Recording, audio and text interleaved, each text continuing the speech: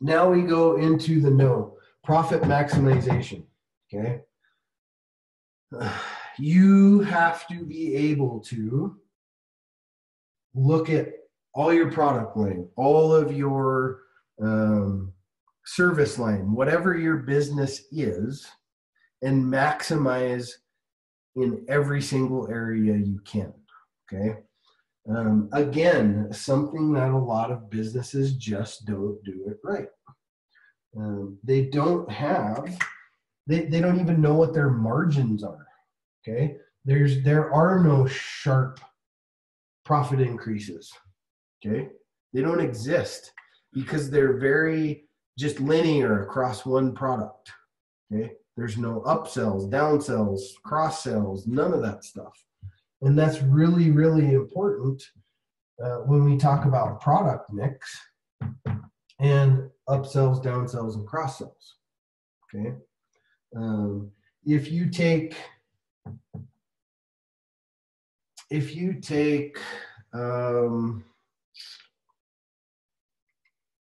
let's see, let's use purses as an example. I'm not a big fan of devaluing your brand by saying, oh, download this coupon code, okay?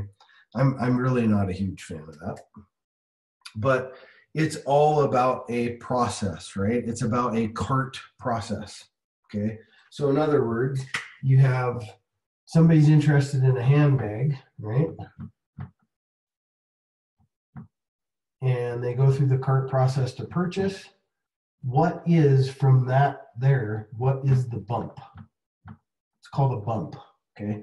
What's the bump up? Is there something that can be added to this that's cheap?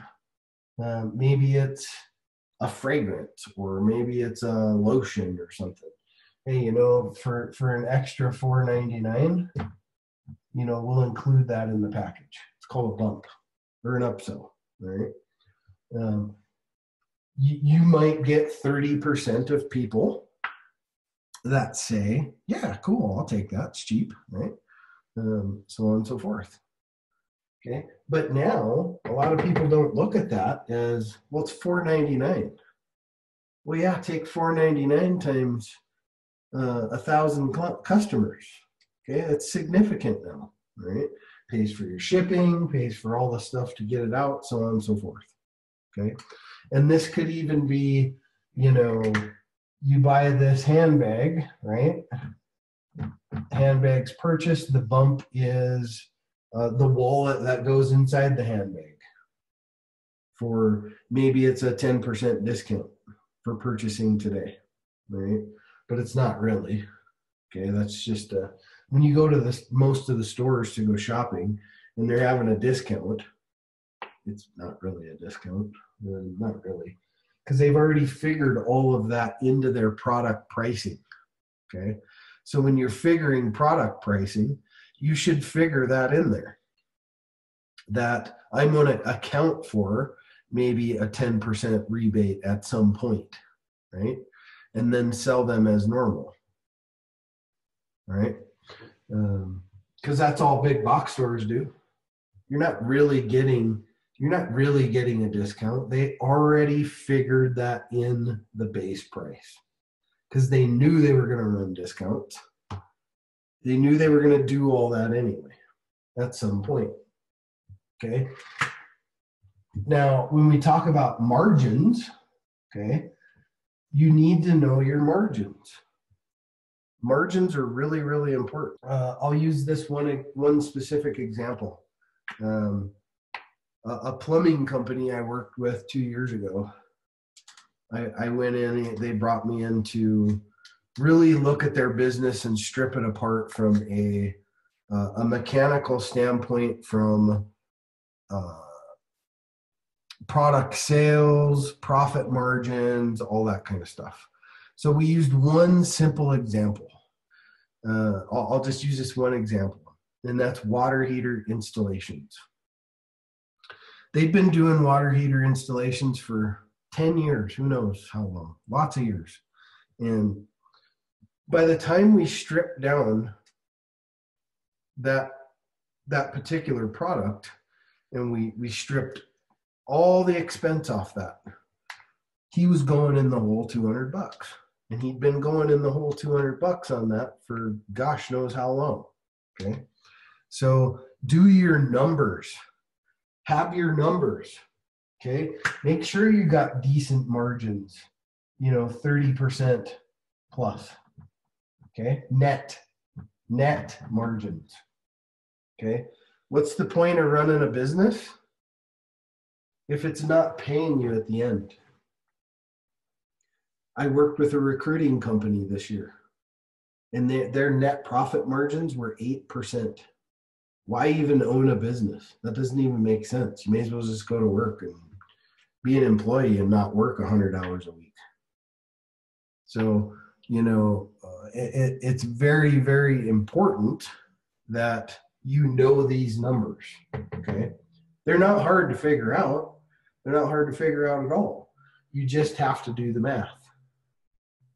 And that's taking all of your operational costs that you have in your business and then start stripping all of that out in your products, okay?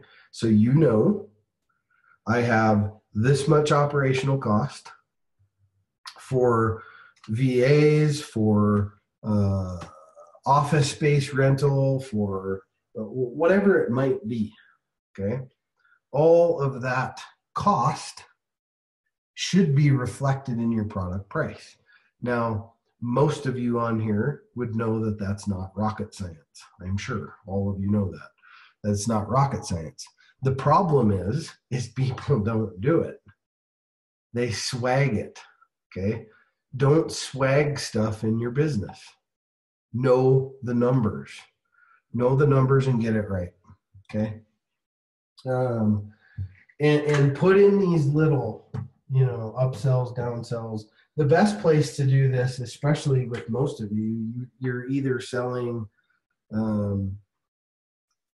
think all of you are selling some physical product. There's always the opportunity for that. Because at the end of the day, it's just a yes or no conversation for them at that moment. If they don't want it, they just say, no thanks. But statistically, 30% of people, as long as it's, don't quote me on this, but say this product is $49.99 and it's a handbag or something. Most people will correlate these two numbers together. And as long as this number is a small number,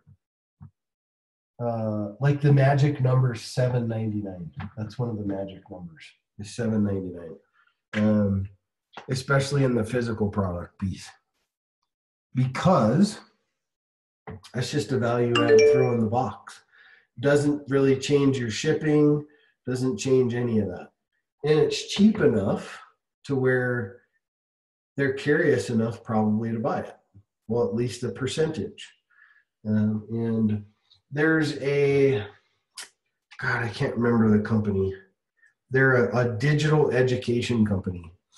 And most of the educational products that they sell are less than $8. They're like $7.99. This is a close to $1 billion company, and they have just massive amounts of courses that they sell. But they sell them at a reasonable price. They don't sell them at, these price points of, $6,000-$7,000. People aren't paying that for information anymore. People want value-driven education, okay, to move them forward. And a lot of what they do is just it's actually pretty good. Anyway, but they do that. They sell that, and then they'll add an upsell for a cheaper price, matching cart item. Oh, well, so you want to take this training? We also recommend these trainings too. And maybe there's 5 or 6 different choices. And they're offering a deal for $30 or something for all of them. Okay, so it's like $4 a pop. And So really take this. This is how you maximize your profit, okay? By adding these little bumps. Some of this is just split testing and finding the sweet spot. So, you know, that's there again, find that sweet spot. As long as you have that sweet spot, and I absolutely love the, you know, white glove service feel, okay? And I'll give you an example. I'll give you an example of an initiative that I'm working on right now. I've literally brought in 15 different agencies together on this big initiative, and it's a very white glove service all the way through. So instead of an agency fighting the lead monster all the time for their services, now it's delivered contracts. Okay, very white glove service all the way through. So a lead house produces leads to an outside sales team, and then that outside sales team fulfills an actual contracted client to an agency, whether that be an agency that, you know, more of the premium level agencies that are selling products for, you know, 10 grand plus, okay, not small products. But they hand them over to, like, I call them a handler, and that handler then gives them white glove service all the way through the fulfillment process. So the beauty behind having a real high touch or white glove service is that's how you get people to come back over and over and over and over again. And don't think just because you're selling a product that you can't have high touch. Because the simple fact is most people aren't high touching in the product business, and they're leaving a lot of money on the table because of it. Because they're not building that customer relationship. And, you know, it's hard to get the customer. Why not make that customer, give them white glove service, and make them a customer over and over and over and over and over and over and over and over and over again? We'd rather do that than always have to get a new customer all the time, because that costs money. It doesn't cost money once they've bought, because now we can market to them, we can give them white glove service, you know, we can build that relationship with them depending on what your business model is, and they'll keep coming back to you. And not just because that maybe it's more expensive or it's cheaper, whatever the case may be. People still have brand loyalty nowadays. They do, if you treat it right. Okay. Does Walmart have brand loyalty? That's debatable. but like a lot of little companies, they have like massive amounts of brand loyalty. And that's really, really important that you have brand loyalty within your company, okay? Because it allows you to find a lot of these sweet spots, okay? And how I can do these different things within inside of my business to increase my margins, maybe even, because maybe your price points aren't even what you think they should be. Don't settle for, oh, well, you know, 30% profit margin is pretty good. All right. Well, if you can get a 50% profit margin, even better. You know, and in some cases, in the product world, people are paying $2 or $3 for a product and then selling it for $50 or $60. That's a great profit margin. Okay. Even though if you know, still do your math, strip it all out, so on and so forth. Okay. But it's still a good profit margin. My only point here is know that at any point in time, somebody should be able to ask you, what are your net profit margins in your business? What are your numbers? Do you have a P&L? Can you see all your operational costs split out? Can you see how it, chisels down to your net profit. All right, all important stuff. And if you don't have a software to support that, I really suggest you do that, because you can get a lot of data from that. All right, very important. Okay, so find the sweet spot. Manufacturing and direct or wholesale, all great avenues. And again, I had a client that was paying about the product that he was selling. He was paying about $1.25 per product, straight from the manufacturer. And he'd been getting it straight from the manufacturer for probably a year or so.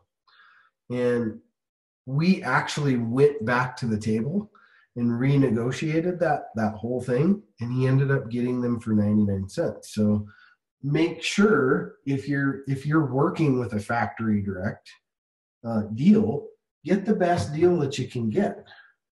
It's pretty hard to get reduced prices if you're just doing stuff through a wholesaler. Sometimes they'll come off price a little bit, but not usually.